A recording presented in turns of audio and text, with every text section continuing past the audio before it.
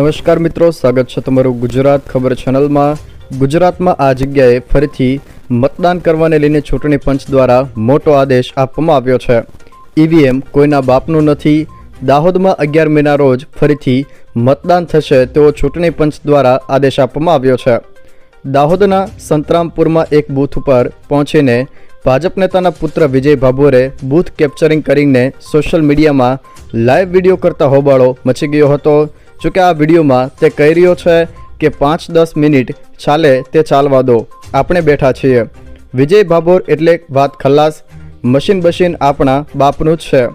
હવે ચૂંટણી પંચે આ બેઠક પર 11 મેએ ફરી મતદાન કરવાનો નિર્ણય લીધો છે।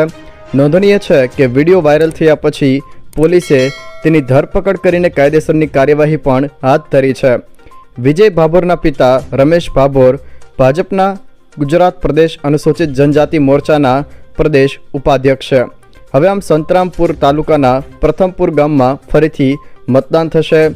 મહીસાગરમાં બૂથ કેપ્ચરિંગ બાદ રાજ્ય ચૂંટણી પંચ દ્વારા આ મોટી કાર્યવાહી કરવામાં આવી છે। સંતરામપુર તાલુકાના પ્રથમપુર ગામમાં 11 તારીખે ફરીથી મતદાન થશે। સંતરામપુર વિધાનસભા વિસ્તારમાં આવેલ પ્રથમપુર ગામના 220 નંબરના બૂથ પર ફરીથી મતદાન થશે। જોકે આ બૂથ કેપ્ચરિંગનો વિડીયો વાયરલ થયા બાદ કોંગ્રેસ ઉમેદવાર પ્રભાબેન તાવડિયાએ ફરી મતદાન કરવા માટેની માંગણી કરી હતી। ત્યારબાદ ઇલેક્શન કમિશને પુનઃ મતદાનનો નિર્ણય કર્યો છે। આમ હવે આગામી 11 મેના રોજ પુનઃ મતદાનનો નિર્ણય લેવામાં આવ્યો છે।